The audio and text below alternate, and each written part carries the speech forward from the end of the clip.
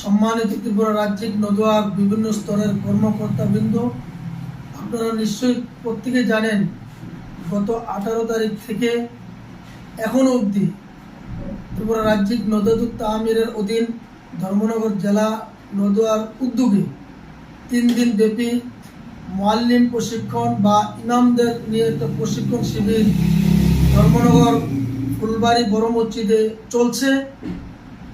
অত্যন্ত গুরুত্ব সহকারে রুটিন মেনটেন করে আমাদের এই প্রশিক্ষণটা চলছে।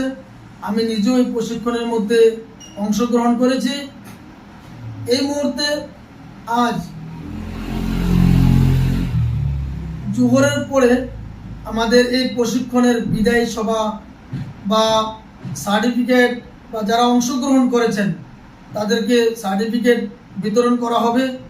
এই মহতী অনুষ্ঠানে উপস্থিত থাকবেন উত্তর পূর্ব ভারতের আমিরে শরিয়ত ও আমিরে নদওয়াতুত তামির উস্তাজুল উলামা উস্তাজ মোহতরম হজরত মাওলানা ইউসুফ আলী দামাত বারকাতুহুম। মহতী অনুষ্ঠানে উপস্থিত থাকবেন ত্রিপুরা রাজ্যিক নদোয়ার সভাপতি তথা আল জামিয়াতুল ইসলামিয়াতুল আরাবিয়া বদরপুর মাদ্রাসার সম্মানিত মুহাদ্দিস হজরত মাওলানা মোহাম্মদ আবদুল্লাহ সাহেব সহ রাজ্যের জেলার বিভিন্ন স্তরের নেতৃবৃন্দ।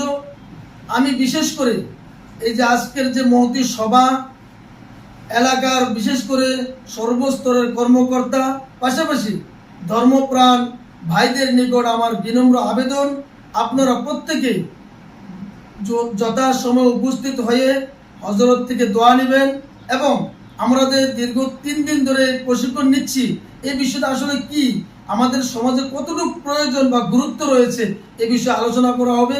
আপনারা প্রত্যেকে উপস্থিত হবেন, এই কামনা আপনাদের প্রত্যেকের কাছে রাখলাম।